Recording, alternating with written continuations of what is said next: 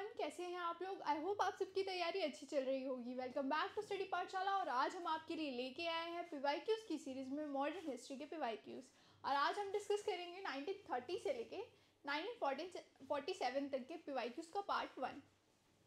So our first question is, with reference to the proposal of Cripps mission consider the following statements. Cripps mission जो आया था उसके related हमें कुछ statements दी गई हैं, हमें बताना है कि कौन कौन सी ठीक है।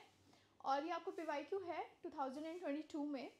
सो आवर फर्स्ट स्टेटमेंट कहती है, the constituent assembly would have members nominated by the provincial assemblies as well as the princely states, which is incorrect, क्योंकि उसमें नॉमिनेटेड नहीं थे। उसमें जो मेंबर्स थे, जो उसमें मेंबर्स लिए जा रहे थे, वो मेंबर्स इलेक्टेड मेंबर्स थे, ना कि नॉमिनेटेड, जिस वजह से आपकी जो फर्स्ट स्टेटमेंट है वो इनकरेक्ट हो जाती है।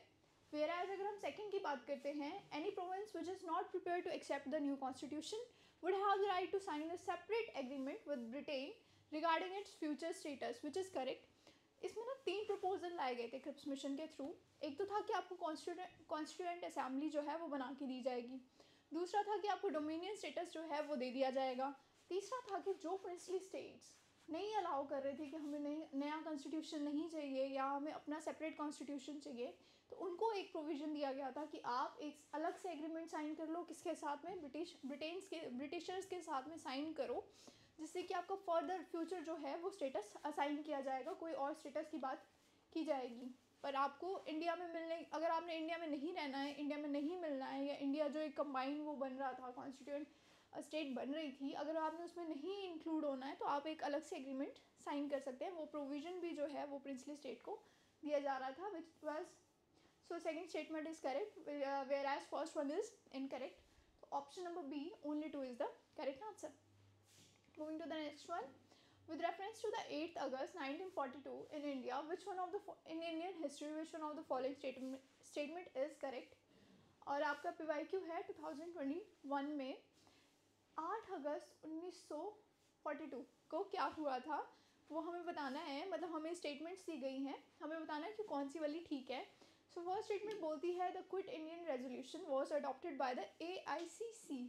अब आप मुझे कमेंट करके बताओ कि AICC की फुल फॉर्म क्या थी। बताओ, पहले आप लोग बताओ, फिर मैं बताऊंगी कि AICC की फुल फॉर्म क्या थी। और सेकंड बोलता है, the viceroy's executive council was expanded to include more Indians. Third है, the Congress ministers resign in 7 provinces. D, Cripps proposed an Indian union with full of dominion status once the second world war was over. तो जो 8 अगस्त को 1942 को हुआ था, उस time पे महात्मा गांधी ने मुंबई सेशन में, और किसके मुंबई सेशन में, all Indian Congress committee, AICC की full form all Indian Congress committee, उस टाइम पे उन्होंने प्रपोजल दिया था, रेजोल्यूशन पास किया था। किस चीज़ का? क्विट इंडिया मूवमेंट का रेजोल्यूशन उन्होंने पास किया था। और साथ ही साथ में उन्होंने एक नारा दिया था जिसे कहा जाता है डू और डाई, करो या मरो। वो दिया था उन्होंने ग्वालिया टैंक मैदान में, जैसे अगस्त क्रांति मैदान के नाम से भी जाना जाता है। तो वहाँ पे उन्होंने ये नारा दिया था और उस टाइम पे जो है रेजोल्यूशन पास किया गया था। किसका? इसका क्विट इंडिया मूवमेंट का रेजोल्यूशन पास किया गया था, जिस वजह से आपकी फर्स्ट स्टेटमेंट जो है वो करेक्ट हो जाती है। So moving to the next one, in the context of colonial India, Shahnawaz Khan, Prem Kumar Sehgal, Gurbaksh Dhillon are remembered as. ये जो 3 नाम जो दिए गए हैं, शाहनवाज खान, प्रेम कुमार सहगल और गुरबख्श सिंह ढिल्लों, ये तीनों क्या थे, किस वजह से इनको याद किया जाता है। तो हमारी फर्स्ट स्टेटमेंट बोलती है, लीडर ऑफ स्वदेशी and boycott movement. Second, member of the interim government in 1946। Third, member of the drafting committee in the constituent assembly. D, officers of the Indian National army. तो अगर हम बात करते हैं इन तीनों की, शाहनवाज खान और प्रेम कुमार सहगल और गुरबख्श सिंह ढिल्लों, ये जो थे, ये तीनों ही इंडियन नेशनल आर्मी के जो है वो कमांडर हुआ करते थे, टायर 1 के कमांडर हुआ करते थे। और ये आर्मी किसने इस्टेब्लिश की थी? ये की गई थी आपकी सुभाष चंद्र बोस द्वारा। उन्होंने जो ये आर्मी इस्टेब्लिश की थी, उनके मेन कमांडर थे, या फर्स्ट टायर कमांडर भी बोल सकते हैं, ये तीनों ही थे। और ये किसके टाइम पे फेमस हुए थे? रिन म्यूटिनी के टाइम पे फेमस हुए थे। और ये क्या थे? कमांडर थे, ऑफिसर्स थे, किसमें? इंडियन नेशनल आर्मी में। So D option is the correct. Moving to the next one, with reference to the Madanapalle of Andhra Pradesh, which one of the following statement is correct. Madanapalle जो आंध्र प्रदेश में है, उससे रिलेटेड स्टेटमेंट दी गई हैं, तो कौन सी करेक्ट है? और ये भी वाई क्यू है 2021 का। तो first statement is Pingali Vekia designed the tricolor Indian national flag here. Patabi Sitaramaya led the Quit India movement of Andhra region from here. Rabindranath Tagore translated the national anthem from Bengali to English here. और Madan बयास्तकाय and Colonel Olcott set up headquarter of Theosophical Society first here.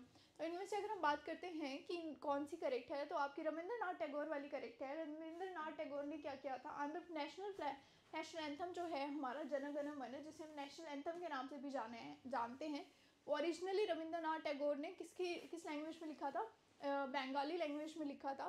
But वो था कि it is important to know that it was written in Sanskritized dialect, जो ये संस्कृताइज्ड dialect में लिखा गया था, जिसको क्या कहा जाता था, साधु भाषा भी कहा जाता था। और उसके बाद जो है रविंद्रनाथ टैगोर को ये आइडिया आया जब वो बसंत की थियोसॉफिकल सोसाइटी के हेडक्वार्टर में जा रहे थे, थियोसॉफिकल कॉलेज में जा रहे थे, सॉरी हेडक्वार्टर में नहीं। तो उस टाइम पे उनको ये आइडिया आया कि इसको जो है इंग्लिश में ट्रांसलेट करना चाहिए। तो उन्होंने यहाँ पे इसको इंग्लिश में ट्रांसलेट किया था। कब किस चीज़ से, बंगाली से उन्होंने इसको इंग्लिश में ट्रांसलेट किया था, जिस वजह से option number C is the correct answer. Going to the next one, with reference to the Indian freedom struggle, consider the following events. 3 events दिए गए हैं। फ्रीडम स्ट्रगल में बताना है कि इनमें से कौन कौन से कब कब हुए थे। क्रोनोलॉजिकल ऑर्डर हमें, क्रोनोलॉजिकल सीक्वेंस हमें बतानी है इनकी। और ये आपका PYQ है 2017 का। अगर हम बात करते हैं इसकी क्रोनोलॉजिकल सीक्वेंस की, तो हमें इनकी डेट और या टाइम पीरियड थोड़ा पता होना चाहिए। तो अगर हम बात करते हैं म्यूटिनी इन रॉयल इंडियन नेवी, जिसे हम रिन म्यूटिनी के नाम से भी जानते हैं, तो वो आपकी सबसे लास्ट में हुई थी, जिसके एकदम बाद जो है, एकदम बाद के 1 साल बाद हमें क्या था, इंडिपेंडेंस मिल गई थी। तो ये हुई थी आपकी फरवरी 18, 1946 में। ये आपकी 1946 में हुई थी। वहीं अगर हम क्विट इंडिया मूवमेंट की बात करते हैं, तो अभी हमने पढ़ा कि क्विट इंडिया मूवमेंट जो है हमारा कब से शुरू हुआ था, 8 अगस्त 1942 में जो है वो शुरू हुआ था। तो अगर हम इसकी बात करें 1946, ये वाला है आपका 1942। और सेकेंड राउंड टेबल कॉन्फ्रेंस जो है वो काफ़ी पहले हो चुकी थी। उसके बाद मतलब 3 कॉन्फ्रेंस हुई थी लंदन में, टेबल कॉन्फ्रेंस जिसे कहा जाता था। First round table conference, second round table conference और थर्ड राउंड की टेबल कॉन्फ्रेंस। जो सेकेंड राउंड टेबल कॉन्फ्रेंस हुई थी वो आपकी हुई थी कब से कब तक, 7 दिसंबर 1931 से लेके 7 सितंबर 1931 से लेके 1 दिसंबर 1931 तक। तो ये वाली जो है 1931। तो अगर हम इसको क्रोनोलॉजिकल ऑर्डर में देखें तो ये कब से कब तक है, 31, 42, 46, 1, 2, 3, sorry 3, 2, 1. Option number C is the correct answer. Moving to the next one, the plan of Sir Stafford Cripps envisaged that after the Second World War, और ये आपका PYQ है 2016 में, मतलब कि द प्लान जो क्रिप्स प्लान था, ये सर स्टैफोर्ड क्रिप्स का जो प्लान था वो क्या था सेकेंड वर्ल्ड वॉर के बाद, उसके रिगार्डिंग हमें कुछ स्टेटमेंट्स दी है। तो फर्स्ट स्टेटमेंट बोलती है India should be granted complete independence. B बोलती है India should be partition into 2 before granting independence. और C, India should be made a republic with the condition that she will join या India will join the Commonwealth. और D बोलती है India should be given dominion status, which is correct. Cripps mission जो आया था, जिसके जो chairman थे सर स्टैफोर्ड क्रिप्स, उन्होंने क्या कहा था कि सेकेंड वर्ल्ड वॉर के बाद जो है इंडिया को क्या हो जाएगा, इंडिया को हम जो है डोमिनियन स्टेटस दे देंगे। और वो बात कही क्यों गई थी, क्योंकि पहले जो है इंडिया क्या कर रहा था, डोमिनियन स्टेटस की डिमांड कर रहा था। But after the Lahore session वहाँ पे जो डिक्लेयर किया जाता है कि अब हम स्वराज की डिमांड नहीं करेंगे, बल्कि हम किसकी करेंगे, पूर्ण स्वराज यानी कंप्लीट इंडिपेंडेंस की जो है वो डिमांड किया करेंगे। तो उसके बाद क्या हुआ कि फर्स्ट वर्ल्ड वॉर में तो देख लिया था जो उन्होंने देखा था ब्रिटिशर्स ने। सेकेंड वर्ल्ड वॉर में क्या हुआ कि उनको ये था कि इंडिया का हमें सपोर्ट चाहिए। तो अब इंडिया का सपोर्ट चाहिए तो उनको लालच देने के लिए उन्होंने क्या किया, डोमिनियन स्टेटस का जो है प्रपोजल रखा था, जिसको क्रिप्स प्रपोजल भी कहा जाता है। तो वो उन्होंने रखा था कि अगर आप हमारा सेकेंड वर्ल्ड वॉर में जो है हमारा साथ देंगे तो आपको डोमिनियन स्टेटस जो है वो दे दिया जाएगा, जिस वजह से ऑप्शन नंबर डी जो है वो आपका करेक्ट आंसर है। Moving to the next one, quit India movement was launched in the response of, quit India movement किसके रिस्पॉन्स में आया था, और ये आपका PYQ है 2013 का। तो अगर हम क्विट इंडिया मूवमेंट की बात करते हैं तो वो आपका एकदम से आया था क्रिप्स प्रपोजल के बाद में।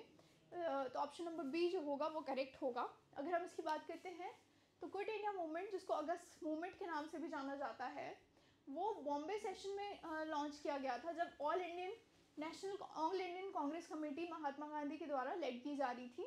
और उन्होंने डिमांड किया था कि during world war two demanding end to British rule. उस टाइम पे वर्ल्ड वॉर टू भी चल रहा था, तो डिमांड क्या की जा रही थी कि अब हमें आज़ाद करो, अब तुम अपने देश में लड़ाई करो, जो मर्जी करो, हमें आज़ाद करो। तो उस टाइम पे जो है महात्मा गांधी ने जो है बॉम्बे सेशन में उन्होंने डिक्लेयर किया था कि क्विट इंडिया मूवमेंट जो है वो चलाई जाएगी, या रेजोल्यूशन उसका पास किया था। और ये कब हुआ था? After the failure of Cripps mission के बाद। क्योंकि हम लोग क्या डिमांड कर रहे थे, इंडियंस डिमांड कर रहे थे कि हम सपोर्ट कर देंगे सेकेंड वर्ल्ड वॉर में, बट उसके बाद तुम लोग हमें छोड़ के चले जाना, मतलब हमें कंप्लीट इंडिपेंडेंस दे देना। बट जो क्रिप्स मिशन था वो कह रहा था कि हम आपको डोमिनियन स्टेटस दे देंगे, कंप्लीट इंडिपेंडेंस नहीं देंगे अगर आप लोग हमारा इसमें सपोर्ट करते हो। बट वो इनको बर्दाश्त नहीं। ऑब्वियसली हमें क्यों चाहिए, जब हम मांग ही इसको रहे हैं, जब हमने डोमिनियन स्टेटस मांगा उस टाइम पे तुमने हमें दिया नहीं, अब जब हम कंप्लीट इंडिपेंडेंस मांग रहे हैं तो तुम हमें डोमिनियन दे रहे हो, हमें नहीं चाहिए। तो फिर उसके बाद ये क्विट इंडिया मूवमेंट जो है वो स्टार्ट की गई थी कि जो कुछ हो, हमें ना डोमिनियन चाहिए, हमें ना ये चाहिए, तुम बच जाओ यहाँ से, भारत छोड़ो आंदोलन भी जिसे कहा जाता है। Option number B is the correct answer. Cripps proposal के बाद जो है वो क्विट इंडिया मूवमेंट जो है वो शुरू किया गया था। 8 क्वेश्चन नंबर, और ये आपका PYQ है 2014 में। The Radcliffe committee was appointed to, Radcliffe committee किसके लिए अपॉइंट की गई थी? ये तो रेडक्लिफ कमेटी, आप आइडिया लगा सकते हो कि रेडक्लिफ लाइन कौन सी है। अब आप मुझे बताओ कि किस किस बॉर्डर पे रेडक्लिफ लाइन है, या किस किस बॉर्डर का नाम रेडक्लिफ लाइन भी कहा जाता है। तो अगर हम देखते हैं, इसके ऑप्शंस हमें दिए गए हैं। फर्स्ट है the solve the problem of minorities in India, B give effect to the independence bill, C delimit the boundaries of between the India and Pakistan, और D inquire into the rights in East Bengal। तो इसका जो answer है वो आपका C correct है, क्योंकि जो अगर हम आइडिया लगा ही सकते हैं कि रेडक्लिफ जो है वो हमारी बाउंड्री का नाम भी है, बाउंड्री लाइन का नाम भी है, तो ऑप्शन नंबर सी जो होगा वो आपका करेक्ट आंसर होगा। ये मेनली जो था वो इंडिया और पाकिस्तान को डिवाइड करने की जो लाइन थी, या डिवाइड जो किया गया था उसको प्रॉपरली, जो लाइन का नाम था उसके लिए ये किया गया था कि उस लाइन को जो है आप प्रॉपरली ड्रॉ कर सको, या मतलब आप डिलिमिट कर दो एरियाज़ की ये पाकिस्तान का एरिया है, ये इंडिया का एरिया है। तो ये जो लाइन है ये 3 जगह पे डिवाइड की गई थी। एक तो दो जगह पे, सॉरी, एक तो पाकिस्तान यानी जिसे वेस्ट पाकिस्तान भी कहा जाता है, वेस्ट पाकिस्तान और इंडिया के बीच में, और इंडिया एंड ईस्ट पाकिस्तान के बीच में जो आज प्रेजेंट डे पे क्या है, बांग्लादेश है। तो उस लाइन को भी हम क्या कहते हैं, रेडक्लिफ लाइन ही कहते हैं। तो option number C is the correct answer. Moving to the next one, the Congress ministries resign in the 7 provinces in 1939 because, और ये आपका PYQ है 2012 का, और ऑप्शंस हैं the Congress could not form ministries in the other 4 provinces, emergence of left wing in the Congress made the working of the ministers impossible, there were widespread communal disturbance in the provinces, none of the above these। तो अगर हम बात करते हैं कि उस time पे resign क्यों किया गया था, तो फर्स्ट टाइम जो है वो डायरेक्ट इलेक्शंस जो है वो कराए गए थे, जिसमें कि क्या 7 जगह पे कांग्रेस आई थी, और 4 जगह पे क्या है वो मुस्लिम लीग जो है वो आई थी। कहाँ कहाँ पे, आई थिंक यहाँ पे नाम दिए होंगे, बंगाल, पंजाब एंड सिंध। 8 पे आई थी, 7 में नहीं आई थी, 8 में जो है कांग्रेस आई थी, बल्कि बंगाल, पंजाब और सिंध में जो है वो आपकी मुस्लिम लीग एस्टैब्लिश हुई थी। लेकिन उसके बाद क्या होता है, 1939 में वायसरॉय जो है लिंगलित गो, उन्होंने अनाउंस कर दिया कि इंडिया जो है वो एक अलाई के रूप में काम करेगा, किसका, ब्रिटिशर्स का, जर्मनी के खिलाफ, या जो वर्ल्ड वॉर 2 है उसमें एक अलाई की तरह काम करेगा। लेकिन उसके बाद क्या होता है, जो इंडियंस है या कांग्रेस कमेटी है वो बोलती है कि हम कर लेंगे, लेकिन हमें क्या चाहिए, कंप्लीट इंडिपेंडेंस चाहिए, और डिमांड्स रखती है अपनी कि अच्छा ठीक है हम तभी सपोर्ट करेंगे, बट हमारी कुछ डिमांड्स है, जिसके लिए जो ये वॉयसरॉय है वो इनकार कर देते हैं। तो उसके लिए फिर जो एक नॉन कॉर्पोरेशन मूवमेंट के तौर पे ही, या एक तरह से बोल सकते हैं कि ये जो सारे हैं, फिर उसके बाद क्या करते हैं, अगर हमारी डिमांड्स नहीं मानी जाएगी तो हम जो है सपोर्ट नहीं करेंगे। इस वजह से जो कांग्रेस मेंबर्स हैं वो सारे जो है वो रिज़ाइन कर देते हैं अपनी प्रेसिडेंसी से। जिस वजह से इनमें से अगर ऑप्शन देखें तो एक भी नहीं है सेम सा, जिस वजह से option number D is the correct answer. So moving to the next one, with which of the following parties were established by the doctor B R Ambedkar ji के द्वारा या बाबा साहेब के द्वारा इनमें से कौन सी है जो आपकी पार्टीज जो है वो लॉन्च एस्टैब्लिश की गई थी, और ये आपका PYQ है 2012 में। तो अगर हम देखते हैं peasant and worker party of India, all Indian schedule caste federation और द इंडिपेंडेंस लेबर पार्टी। अगर हम देखते हैं तो all Indian schedule caste and federation, ये तो हम आइडिया लगा ही सकते हैं क्योंकि जो डॉक्टर अम्बेडकर थे वो हमेशा से ही डिप्रेस क्लासेस के सपोर्ट में रहे हैं और हमेशा से ही चाहते थे कि उनको एक अलग से स्टेटस मिले, क्योंकि प्रीवियस जो कुछ भी हमारी हिस्ट्री में जिस तरह से ट्रीट किया जाता था सो कॉल्ड लो क्लासेस को, तो उसके अगेंस्ट में ये जो थे हमेशा से इन्होंने आवाज़ उठाई है, जिस वजह से आपका ऑप्शन नंबर 2 जो है वो तो करेक्ट है, BR अम्बेडकर ने ही इनको बनाया था। लेकिन इन दोनों में अगर हम कन्फ्यूजन को क्लियर करते हैं तो हम देखते हैं कि जो इंडिपेंडेंस लेबर पार्टी थी वो तो इनकी थी, डॉक्टर अम्बेडकर जी ही थी, जिस वजह से ये भी ठीक है। लेकिन जो वर्कर्स और पीजेंट थे वो इसी में इंक्लूडेड थे, उन्होंने अलग से जो पीजेंट एंड वर्कर पार्टी थी वो उन्होंने नहीं बनाई थी, बल्कि वो किसकी पार्टी थी, वो शायद महात्मा गांधी की पार्टी थी। I am not sure about it but may be, जिस वजह से 2 तो करेक्ट है but first one is incorrect, वो इनके द्वारा इस्टेब्लिश नहीं की गई थी। अगर हम इसमें देखते हैं कि कन्फ्यूज़न कहाँ हो सकता है, तो ये कन्फ्यूज़न हो सकता है कि जो लेबर पार्टी थी उसमें जो मेंबर्स थे वो भी कौन कौन थे, पीजेंट्स और वर्कर दोनों ही थे, बट उनकी अलग से पीजेंट और वर्कर की पार्टी नहीं थी। तो ये दोनों आपके करेक्ट हैं, where as first one is incorrect. So option number B 2 and 3 is the correct answer. Moving to the next one, Mahatma Gandhi undertook fast unto death in 1932 mainly because, और ये आपका PYQ है 2012 में, महात्मा गांधी ने एक बार अनशन पे बैठ गए थे, जिसे फास्टिंग अंटिल डेथ भी कहा जाता है, उस पर बैठ गए थे, और उसका क्या रीज़न था वो देखते हैं। Round table conference failed to satisfy Indian political aspirations, Congress and Muslim League had differences of opinion, Ramsay MacDonald announce the communal awards, और none of the above these. तो इसमें जो ऑप्शन नंबर C है वो करेक्ट है। पता है क्या हुआ था, ये कब के बाद है, जब आप फर्स्ट इसमें बात करते हैं फर्स्ट राउंड टेबल में, इन्होंने जो है बाबा अम्बेडकर ने जो है वो डिमांड की थी कि इनको जो डिप्रेस क्लासेस है इनको अलग से स्टेटस मिलना चाहिए प्रोविंसेस में, पार्लियामेंट में, या कह सकते हैं कि अलग से मेंबर जो है वो इलेक्टेड होने चाहिए इनके। वेराज जो महात्मा गांधी थे वो नहीं चाहते थे कि कम्युनल जो है वो अवार्ड डिवाइड किए जाए, उनकी डिमांड पे, अम्बेडकर जी की डिमांड पे रामसे मैकडोनल्ड ने जो है वो कम्युनल अवार्ड्स जो है वो अनाउंस कर दिए थे, जिसके अगेंस्ट में जो है गांधी जी ने अनशन पे बैठ गए थे, और वो पूना पैक्ट के द्वारा तोड़ा गया था, जब जहाँ पे जो है अलग से सेपरेट इलेक्टोरेट की बात ख़त्म की गई थी, कम्युनल अवार्ड्स की बात ख़त्म की गई थी, और जो रिजर्वेशन थी उसको थोड़ा सा और बढ़ा दिया गया था, उसके बाद जो है अनशन तोड़ा गया था, जिस वजह से option number C is the correct answer. Moving to the next one, the distribution of power between the center and the state in the Indian Constitution is based on the scheme provided in the, और ये आपका PYQ है 2012 में। तो जो ये scheme है centre और स्टेट की जो डिफरेंसेस डिस्ट्रीब्यूशन की गई थी पावर की, वो स्कीम आई थी आपकी गवर्नमेंट ऑफ इंडिया एक्ट 1935 में, जिसमें जो है 3 लिस्ट डिवाइड की गई थी। फर्स्ट लिस्ट थी आपकी स्टेट लिस्ट और एक फेडरल लिस्ट, और जिसको मतलब आज भी हम 7th शेड्यूल जो है जिसमें हमारे लिस्ट है 3 लिस्ट है, स्टेट लिस्ट है, सेंट्रल लिस्ट है, और थर्ड कौन सी है, कंकरेंट लिस्ट, वैसी 1935 में भी हुई थी, जिसकी वजह से जो है स्टेट और सेंटर के जो पावर्स है उनको डिस्ट्रीब्यूट कर दिया गया था। तो वो स्कीम किसके बाद आई थी, 1935 के बाद, गवर्नमेंट ऑफ इंडिया एक्ट 1935 के बाद वो स्कीम आई थी। So option number C is the correct answer. Moving to the next one, which one of the following observation is not true about the quit India movement of 1942, और ये आपका PYQ है 2011 में, कौन सा इनमें से है जो क्विट इंडिया मूवमेंट, जो इनमें से कौन सी ऑब्जर्वेशन जो है वो क्विट इंडिया मूवमेंट में नहीं थी। तो अगर हम देखते हैं, it was a non violent movement which is correct, it was led by the Mahatma Gandhi which is also correct.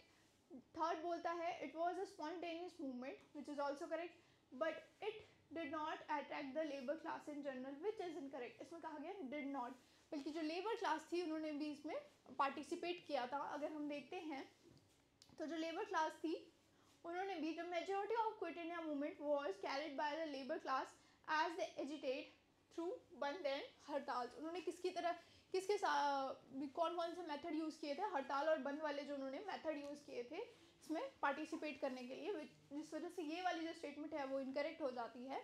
इसमें कहा गया है कि लेबर क्लास ने जो है पार्टिसिपेट नहीं किया था, बल्कि उन्होंने बंद और हड़ताल करके पार्टिसिपेट किया था। तो option number D is the correct answer, because हमें क्या ढूंढना था, नॉट ट्रू ढूंढना था, तो this one is the not true, so option number D is the correct one.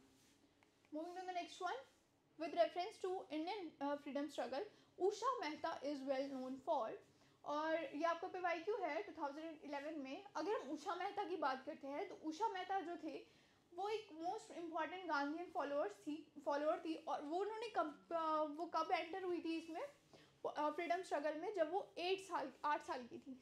जब वो सिर्फ 8 साल की थी तब वो इसमें मूवमेंट में, फ्रीडम स्ट्रगल में एंटर हो चुकी थी, और उन्होंने क्या किया था, मार्च की थी किसके अगेंस्ट में, साइमन कमीशन के अगेंस्ट में उन्होंने उस टाइम पे मार्च भी की थी। और उसके बाद क्या किया था, उन्होंने एक सीक्रेट कांग्रेस रेडियो जो है वो स्टार्ट किया था, जिसमें वो रेडियो ब्रॉडकास्ट करते थे, किसकी आवाज़ में, महात्मा गांधी की आवाज़ में वो मैसेज देते थे, और बहुत से प्रोमिनेंट लीडर्स की आवाज़ में भी वो पॉडकास्ट करती थी।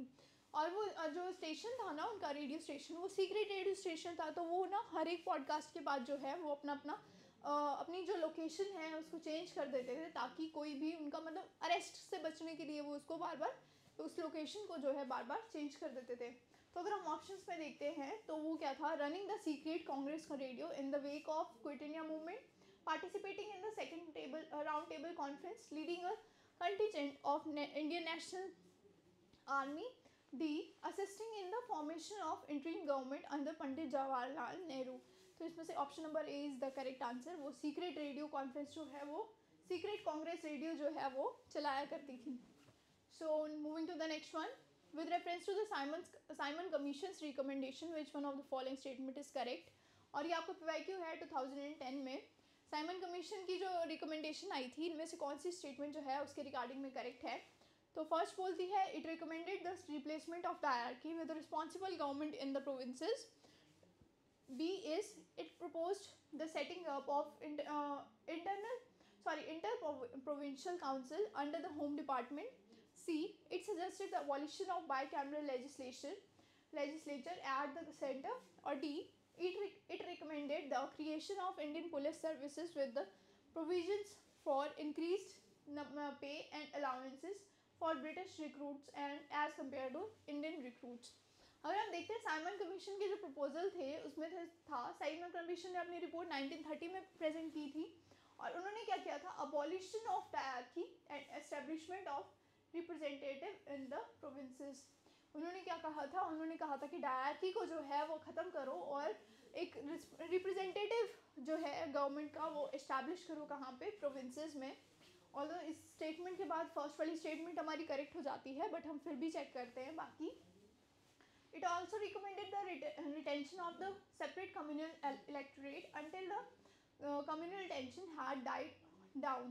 तो उन्होंने जो है वो सेपरेट उसको क्या बोलते हैं, उन्होंने क्या कहा था, retention of separate electorate, separate communal electorate until the communal tension had died down. जब तक कि टेंशन ख़त्म नहीं हो जाती कम्युनल टेंशन, उन्होंने क्या कहा था, रिटेंशन करने के लिए कहा था, किसके, कम्युनल इलेक्टोरेट्स के, सेपरेट कम्युनल इलेक्टोरेट्स के। वहीं अगर हम सेकंड बात करते हैं, it accepted the idea of federation in the future. उन्होंने फेडरेशन का आइडिया जो है वो एक्सेप्ट किया था। It suggested that the north west frontier and Baluchistan should get local legislature and right to be represented at the centre. उनको कहा था कि नॉर्थ वेस्ट फ्रंटियर जो है वो मतलब उनके भी सबके क्या होने चाहिए, अपने अपने रिप्रेजेंटेटिव होने चाहिए, कहाँ पे, सेंटर में जो है वो रिप्रेजेंटेटिव्स होने चाहिए। थर्ड क्या है, मतलब नेक्स्ट है, it suggested that the Indian National Army should be Indianized through British forces must be retained। मतलब जो इंडियन नेशनल आर्मी है उसमें भी, उसको भी क्या करना चाहिए, इंडियनाइज करना चाहिए। और it also recommended that the Sindh should be separated from Bombay and Burma. और इन्होंने क्या कहा था, जो सिंध है उसको बॉम्बे और बर्मा से जो है वो अलग कर देना चाहिए, क्योंकि जो बॉम्बे और बर्मा है वो पहले से ही जो पार्ट, इसके पार्ट नहीं है, it is not a part of Indian subcontinent, is not the natural part of the Indian subcontinent. तो उन्होंने कहा था कि इसको भी अलग कर दो। तो जिसमें से हमारी फर्स्ट स्टेटमेंट जो है वो करेक्ट है, बाकी सब हमारी इनकरेक्ट है। तो first statement is the correct answer. Moving to the next one, after the quit India movement, C Gopalachari issued a pamphlet entitled The Way Out, which one of the following was a proposal in this. इन्होंने ना quit India movement के बाद सी ग्रुपाचार्य ने एक pamphlet issue किया था जिसका नाम दिया था उन्होंने द वे आउट। तो उन्होंने कहा था कि द वे आउट एक ही वे आउट है। तो अब हम देखते हैं ऑप्शन में हमारे पास क्या गिवन है।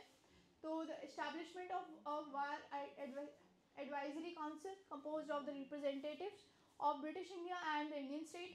B.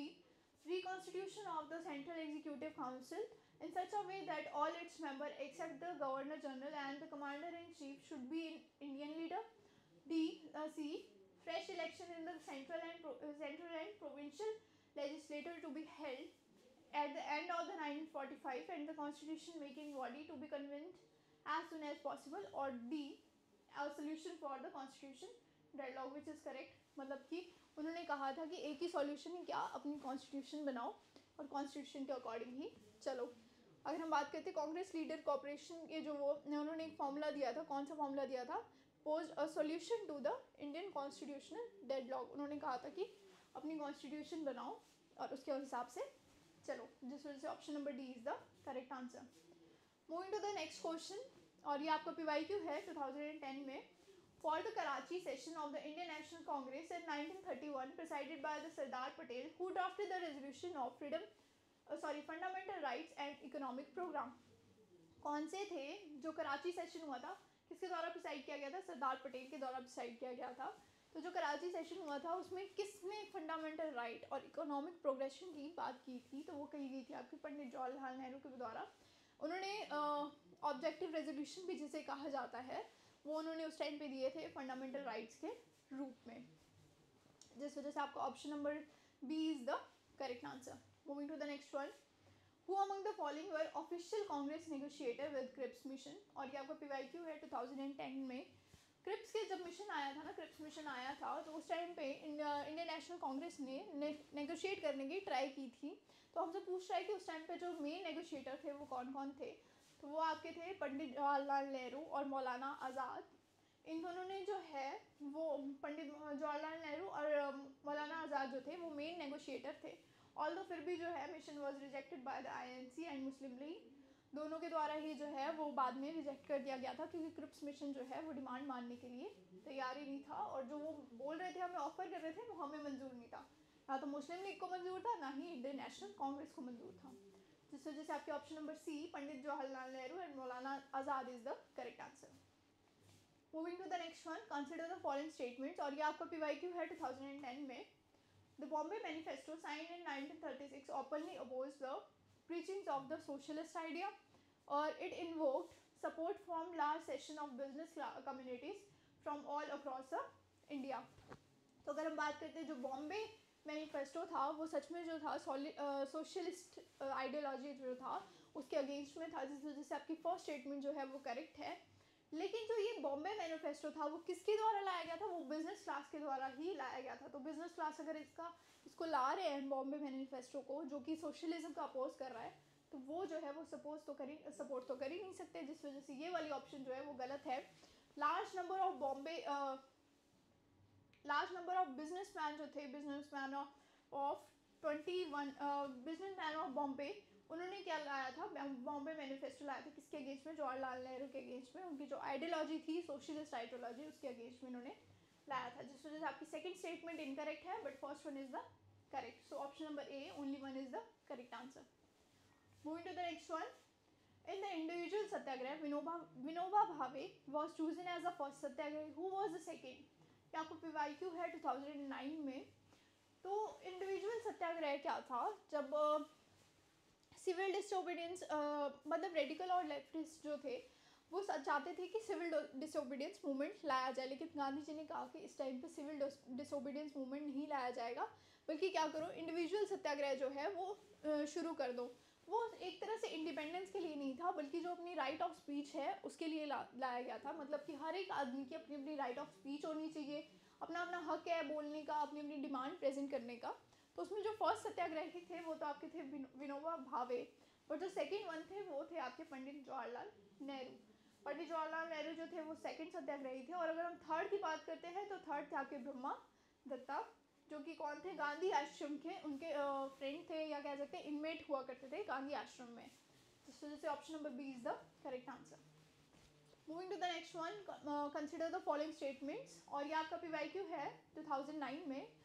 प्रपोजल से रिलेटेड हमें कुछ स्टेटमेंट दी गई हैं, उनका प्रपोजल जो था वो क्या क्या प्रोविजन इंक्लूड करता था वो स्टेटमेंट्स दी गई हैं। तो फर्स्ट बोलता है full independence for India, second बोलता है creation of constitution making body. तो आपका फर्स्ट वन जो है वो तो इनकरेक्ट है, क्योंकि हमें क्या चाहिए था उस टाइम पे, फुल इंडिपेंडेंस ही तो चाहिए थी। अगर फुल इंडिपेंडेंस ही क्रिप्स हमें दे रहा होता तो हम उसका अपोज ही क्यों करते या वो फेल क्यों होता। तो उस टाइम पे वो फुल इंडिपेंडेंस नहीं दे रहा था, बल्कि क्या दे रहा था, एक डोमिनियन स्टेटस दे रहा था। Whereas creation of constitution body is correct, वो कह रहा था कि आप जो है अपना कॉन्स्टिट्यूशन बनाओ, एक कॉन्स्टिट्यूशन मेकिंग बॉडी बनाओ, कॉन्स्टिट्यूशन असेंबली जो है वो फॉर्म करो कंट्री में, जिसके मेंबर्स जो होंगे वो इलेक्टेड मेंबर्स होंगे, कहाँ से, प्रोविंशियल असेंबली से, और also nominated by the princess के नॉमिनेटेड और इलेक्टेड जो मेंबर्स होंगे वो आपकी कॉन्स्टिट्यूशन असेंबली बनाएंगे, तो आप एक कॉन्स्टिट्यूशन जो है वो फॉर्म कर सकते हैं। बट जो फर्स्ट स्टेटमेंट है वो इनकरेक्ट है, वो फुल इंडिपेंडेंस नहीं बल्कि एक डोमिनियन स्टेटस जो है वो प्रोवाइड कर रहे थे, जिस वजह से only two B, option number B only two is the correct answer. Moving to the next one, during the freedom struggle, Aruna Asaf Ali was major woman organizer of underground activities in, और ये आपका PYQ है 2009 में। जो ये थे अरुणा असफ अली, ये एक मेजर वुमेन ऑर्गेनाइजर थी ऑफ अंडरग्राउंड एक्टिविटीज़, जो अंडरग्राउंड एक्टिविटीज़ चल रही थी उस टाइम पे। तो ये क्या थी, अगर हम बात करते हैं अरुणा असफ अली की, तो वो थे इंडियन एजुकेटर थे, पॉलिटिकल एक्टिविस्ट थे, पब्लिशर थे, और एक एक्टिव पार्टिसिपेंट थे किस चीज़ में, इंडियन इंडिपेंडेंस मूवमेंट में। और उनको किस चीज़ के लिए याद किया जाता है, hosting the Indian national flag, कहाँ पे, ग्वालियर टैंक मैदान, जिसको आप क्या कहते हैं आज अगस्त क्रांति मैदान भी कहते हैं, जहाँ पे डू और डाई का वो दिया था।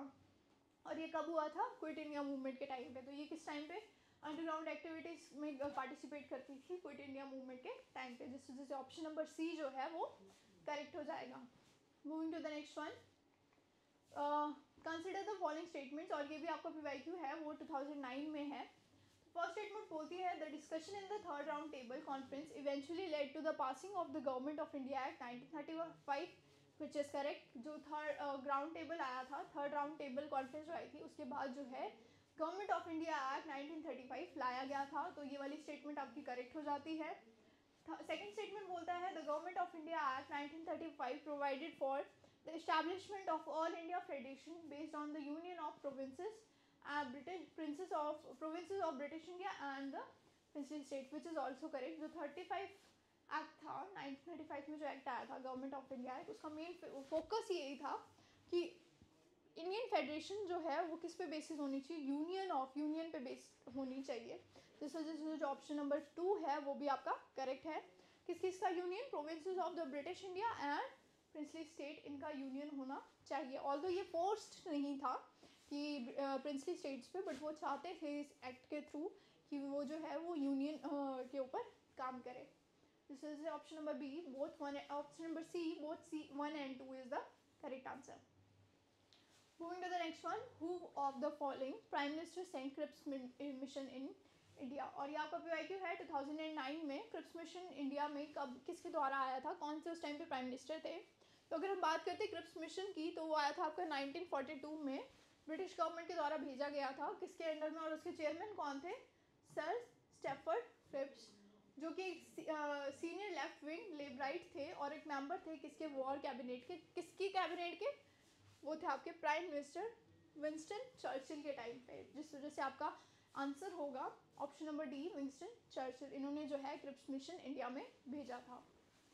Moving to the next one, which one of the following begin with the Dandi march, और ये आपका PYQ है 2009 में। इनमें से कौन सा मूवमेंट है जो डांडी मार्च के बाद शुरू हुआ था, डांडी मार्च के एकदम बाद शुरू हुआ था। तो अगर हम बात करते हैं डांडी मार्च की, तो MK गांधी ने, यानी महात्मा गांधी ने, मोहनदास करमचंद गांधी ने formally launch civil disobedience movement. उन्होंने जो है सिविल डिसोबीडियंस मूवमेंट जो है वो शुरू किया था इसके थ्रू, डांडी मार्च के थ्रू, जहाँ पे सॉल्ट लॉ जो है, सॉल्ट टैक्स को जो है ब्रेक किया गया था, और साथ ही साथ में वहाँ पे डांडी मार्च में कहाँ से कहाँ तक चला था, Sabarmati Ashram to Dandi, breaking the salt law impose by the government, जिसको किसको तोड़ते हुए, सॉल्ट लॉ जो इम्पोज किया जा रहा था गवर्नमेंट के द्वारा, उसको तोड़ते हुए उन्होंने डांडी मार्च को शुरू किया था। और ये किसके अंडर में आया था? सिविल डिसोबीडियंस मूवमेंट के अंडर में. This is option number C is the correct answer. Moving to the next one. With which one of the following movement is the slogan do or die associated? और ये आपका PYQ है 2009 में. हमने अभी बात की कि डू और डाई जो स्लोगन है वो महात्मा गांधी ने दिया था. कब? मुंबई सेशन में, जिसे बॉम्बे सेशन के नाम से भी जाना जाता है, और वो दिया गया था आपका क्विट इंडिया मूवमेंट के टाइप पे. और जिस ग्राउंड में दिया गया था उस ग्राउंड को किस नाम से जाना जाता है? अगस्त क्रांति मैदान के नाम से भी जाना जाता है. तो इसका आंसर होगा option number D, quit India movement. Moving to the next one. During the Indian freedom struggle who of the following raised an army called free India legion? और ये आपको PYQ है 2008 में. किसने जो है आर्मी एस्टैब्लिश की थी फ्री इंडिया लीजन की? तो अगर हम बात करते हैं आर्मी की, तो इंडियन इंडिपेंडेंस के जो लीडर थे सुभाष चंद्र बोस, उन्होंने इनिशिएट किया था किसको? Legion formation as a part of his effort to win India's independence. उन्होंने जो है वो शुरुआत की थी किसकी? इंडियन लीजन की. और उन्होंने जो है वो आर्मी रेज की थी इंडियन फ्री इंडिया लीजन जो है उन्होंने आर्मी शुरू की थी. जिस वजह से option number C, Subhash Chandra Bose is the correct answer. उन्होंने जो है आर्मी शुरू की गई थी, और उनकी जो आर्मी थी उसका नाम जो है वो जय हिंद के नाम से भी जाना जाता है, इंडियन नेशनल आर्मी के नाम से भी जिसे बाद में जाना गया. और वो कहाँ पे बनाई गई थी? बर्लिन में बनाई गई थी. Moving to the next one. Which one of the following suggested the reconstitution of the viceroy's executive council in which all the portfolio included that of war members were to be held by the Indian leaders? और ये आपको PYQ है 2008 में. कौन सा ऐसा था conference थी या कौन सा ऐसा था जिसमें रिकॉन्स्टिट्यूशन की बात की गई थी? किसकी? वायसरॉयज एग्जीक्यूटिव काउंसिल की रिकॉन्स्टिट्यूशन की बात की गई थी. तो वो था आपका शिमला कॉन्फ्रेंस, जिसको आप वेवल प्लान के नाम से भी जानते हैं. तो अगर हम वेवल प्लान की या शिमला कॉन्फ्रेंस की बात करते हैं, तो शिमला कॉन्फ्रेंस जो था उन्होंने किया था इंडियन सेल्फ गवर्नमेंट के ऊपर उन्होंने बात कही थी, which provided for separate representation on communal lines. Both the plan and the conference failed on account of Muslim League and the Indian national Congress did not come to an agreement. और ये जो है बाद में फेल हो जाता है. किस वजह से? क्योंकि दोनों जो मुस्लिम लीग और इंडियन नेशनल कांग्रेस है वो इस एग्रीमेंट में एक जगह पे स्टैंड नहीं करते हैं. दोनों जो है वो दोनों की जो डिमांड है वो कॉमनली जो है वो फुलफिल नहीं होती है. तो जो ये था ये आपका option number B, Shimla conference is the correct answer. Moving to the next one. Assertion and reasons. Assertion. The Congress ministers in all the provinces resigned in the year 1939.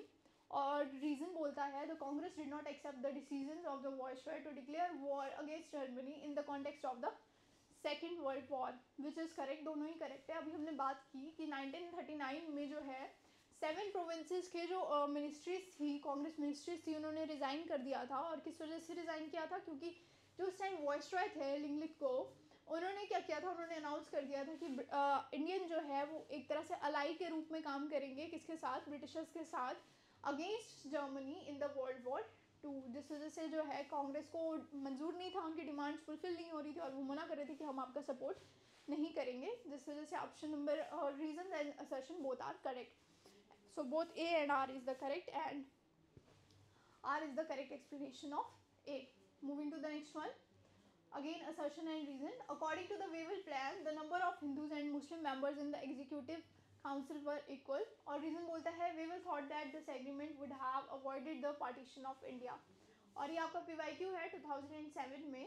तो ये जो दोनों ही हैं वो करेक्ट है. अगर हम वेवल प्लान की बात करते हैं, जो शिमला कॉन्फ्रेंस जो था या वेवल प्लान जो था, उन्होंने सेपरेट रिप्रेजेंटेशन की बात की थी on communal lines. Communal line पे उन्होंने सेपरेट रिप्रेजेंटेशन की बात की थी कि दोनों के जो है रिप्रेजेंटेशन इक्वल कर दी जाएंगी. लेकिन उस टाइम पे उनको लगा था कि हाँ ठीक है, ये जो रिप्रेजेंटेशन हर एक क्लास को अलग अलग दी जाएगी, जिस वजह से शायद जो पार्टीशन है वो रुक जाए. तो उन्होंने Hindus, Muslims, including caste based Hindus, caste wise भी उन्होंने जो है अलग से इलेक्टोरेट की या अलग से रिप्रेजेंटेशन की बात की थी. Muslim repressed classes 6 Muslim were given 6 out of the 14 members which accounted of for more than their share of population. 25% of उनकी जो पॉपुलेशन थी उससे ज़्यादा उनको शेयर दिया गया था. लेकिन क्या हुआ उसके बाद वो जो कॉन्फ्रेंस है वो फेलियर के रूप में सामने आया, क्योंकि जिन्ना ने इंसिस्ट किया कि only league member could be Muslim league Muslims, मतलब जो मुस्लिम लीग के मेंबर है वही सिर्फ मुस्लिम रिप्रेजेंटेटिव हो सकते हैं, इंडियन नेशनल कांग्रेस के जो मुस्लिम मेंबर्स हैं उनको इसमें काउंट नहीं किया जाएगा। तो वो जो है उनकी सेम जगह पे उनकी जो आइडियोलॉजी है वो मैच नहीं हुई, जिस वजह से ये वाला जो प्लान है वो भी फेल कर दिया गया। बट जो रीज़न और असर्शन है बोथ करेक्ट है, और reason is the correct explanation of A. So option A is the correct answer. Moving to the next one, which portfolio was held by Dr. Rajendra Prasad in the interim government formed in the year 1946। 1946 में राजेंद्र प्रसाद एक interim government बनी थी, उसमें राजेंद्र प्रसाद के पास कौन सी portfolio था या कौन सा डिपार्टमेंट था, और ये आपका पीवाईक्यू है 2006 में। तो अगर हम बात करते हैं राजेंद्र प्रसाद की, तो उनके पास पोर्टफोलियो था एग्रीकल्चर एंड फूड, जिस वजह से option number C is the correct answer. वहीं अगर हम डिफेंस की बात करते हैं तो डिफेंस था आपका बलदेव सिंह के पास। बलदेव सिंह जो थे वो आपके डिफेंस मिनिस्टर थे। और अगर एक्सटर्नल अफेयर्स और कॉमनवेल्थ रिलेशंस की बात करें तो वो आपके जवाहरलाल नेहरू जो कि वाइस प्रेसिडेंट भी थे, उन्हीं के पास जो है वो ये एक्सटर्नल अफेयर्स और कॉमनवेल्थ रिलेशन जो है वो दोनों ही था, जिस वजह से option number C is the correct answer. वहीं अगर हम सरदार पटेल, सरदार वल्लभ भाई पटेल जो कि एक रिनाउंड पर्सन भी थे, उनके पास की अगर बात करते तो उनके पास में home affairs, information and broadcasting उनके पास में था, ये पोर्टफोलियो उनके अंडर में था। पर हमें कौन सा पूछा गया था, राजेंद्र प्रसाद वाला, तो उनके पास पे फूड एंड एग्रीकल्चर हुआ करता था। Moving to the next one, consider the following statements, और ये आपका पीवाईक्यू है 2005 में। द फर्स्ट स्टेटमेंट कहती है, in the first round table conference doctor Ambedkar demanded separate electorate for the depress class. Yes, which is correct. हमने discuss किया कि डॉक्टर राजेंद्र प्रसाद जो है, सॉरी डॉक्टर अम्बेडकर जो है, उन्होंने फर्स्ट राउंड टेबल कॉन्फ्रेंस में कम्युनल राइट्स की जो है सेपरेट इलेक्टोरेट की जो है डिमांड की थी, किसके लिए, इनके लिए, डिप्रेस क्लासेस के लिए।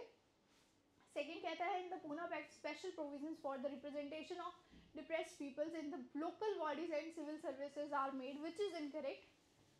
पूना पैक्ट में बात हुई थी स्पेशल रिप्रेजेंटेशन की, बट वो हुई थी लेजिस्लेटिव बॉडीज़ में, और मतलब इलेक्टेड सीट्स में उनको पर्टिकुलर रिप्रेजेंटेशन देने की बात की गई थी, ना कि लोकल बॉडीज़ और सिविल सर्विसेज में, जिस वजह से ये वाली जो स्टेटमेंट है वो इनकरेक्ट है।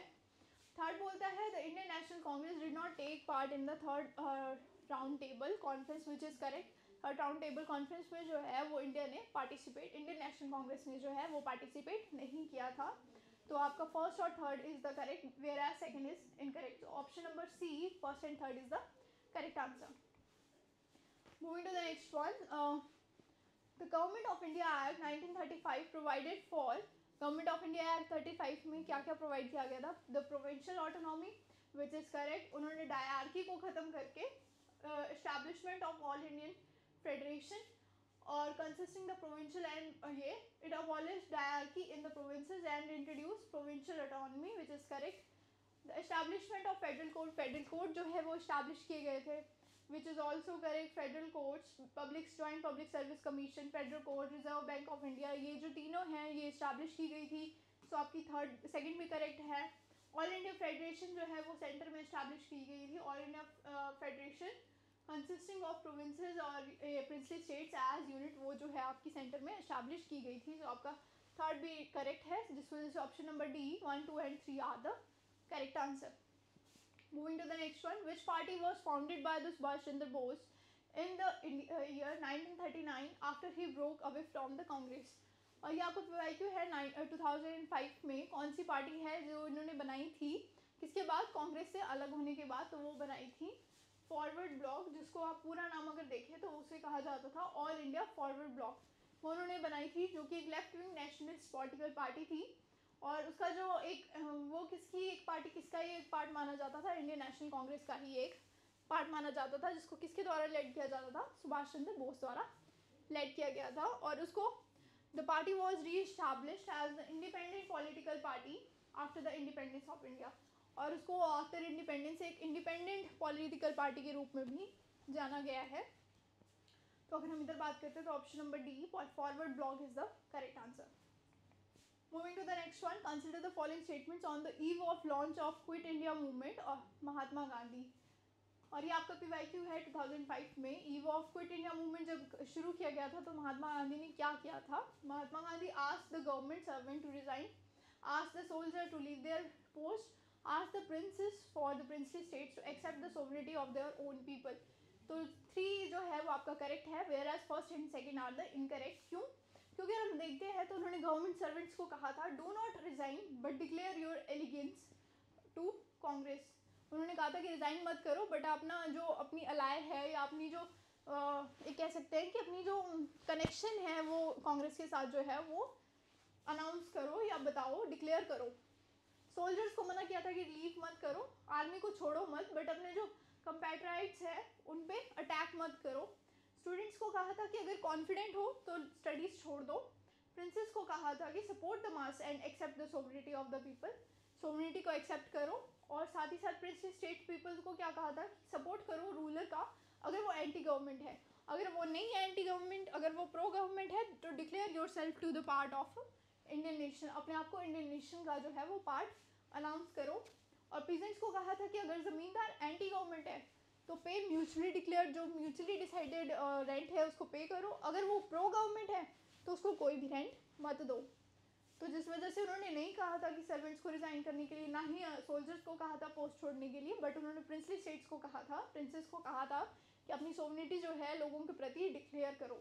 तो option number 3 is the correct answer. So option number C, 3 only is the correct answer.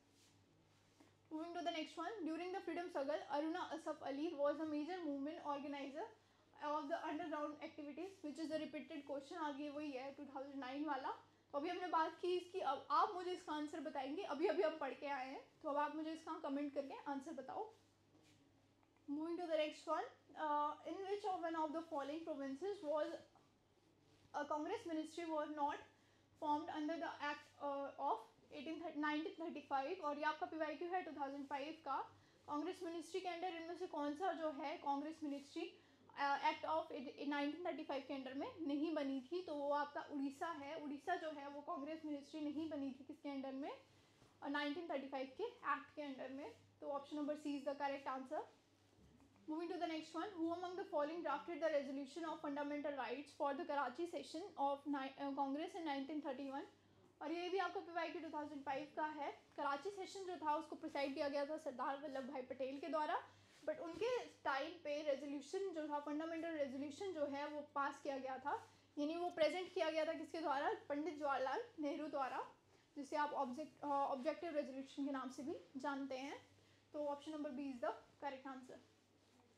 Moving to the next one, consider the following statement. Lord Mountbatten was the viceroy when the Simla Economic Conference took place. Or second, the Indian Navy Revolt 1946 took place when the Indian soldiers and the Royal Indian Navy at Bombay and Karachi rose against the government. So second one is correct, but first one is incorrect, क्योंकि उस time पे जो थे, उस time पे Lord वेविल जो थे वो आपके वॉइसरॉय हुआ करते थे, जिस वजह से शिमला कॉन्फ्रेंस को वेविल प्लान के नाम से भी जानते हैं। और तो फर्स्ट स्टेटमेंट आपकी इनकरेक्ट है। सेकंड स्टेटमेंट आपकी करेक्ट है। जो रिन म्यूटिनी के नाम, जो भी रिन म्यूटिनी हुई थी वो इसी वजह से हुई थी कि उन्होंने वो अगेंस्ट चले गए थे किसके? गवर्नमेंट के। और किस वजह से गए थे? बिकॉज उनके फूड जो था, सैनिटेशन जो था, उनकी कंप्लेंट्स काफ़ी थी, इस वजह से उन्होंने प्रोटेस्ट कर दिया था या म्यूटिनी डिक्लेयर कर दी थी किसके अगेंस्ट में? गवर्नमेंट के अगेंस्ट में। तो सेकेंड वाला आपका करेक्ट है, बल्कि आपका फर्स्ट वाला जो है वो इनकरेक्ट है। तो option number B, only 2 is the correct answer. Move to the next one. Consider the following statement. Some of the main feature of Government of India Act 1935 were, और ये आपका PYQ है 2004 में। तो अगर हम बात करते हैं गवर्नमेंट ऑफ इंडिया एक्ट 1935 की, तो उस टाइम पे abolition of dyarchy in the governor's provinces, which is correct, और power of the governor to veto legislative actions and to legislate their on their own, abolition of the principle of communal representation. तो which is ये भी correct है, ये भी correct है, वेराज ये वाला जो है वो भी करेक्ट है, क्योंकि उस टाइम पे जो है वैसे तो उसकी जो काउंसिल थी उसके अंडर में उनको काम करना पड़ता था, पर फिर भी the governor still retain special reserve powers, उनके पास फिर भी कुछ पावर्स जो थी सिर्फ उन्हीं की थी, जिस वजह से आपकी सेकंड स्टेटमेंट जो है वो भी करेक्ट हो जाती है। वेराज फर्स्ट और थर्ड के बारे में हमने बात की है, कि फर्स्ट और थर्ड जो है वो आपकी करेक्ट है। डायरकी को अबॉलिश किया गया था और साथ ही साथ में कम्युनल रिप्रेजेंटेशन का जो प्रिंसिपल था उसको भी अबॉलिश किया गया था। So first, second and third is the correct answer. Sorry, this one is incorrect. Abolish नहीं किया था, एक्सटेंड किया था। It further extended the principle of communal representation by the providing separate electorates. उन्होंने अबॉलिश नहीं किया था, कम्युनल रिप्रेजेंटेशन को अबॉलिश नहीं किया था, कम्युनल इलेक्टोरेट्स को जो था वो अबॉलिश किया गया था। कम्युनल रिप्रेजेंटेशन को तो जो उन्होंने एक्सटेंड किया था, जिस वजह से आपकी ये वाली इनकरेक्ट है। फर्स्ट और second one is the correct answer. So option number B, first and second is the correct answer.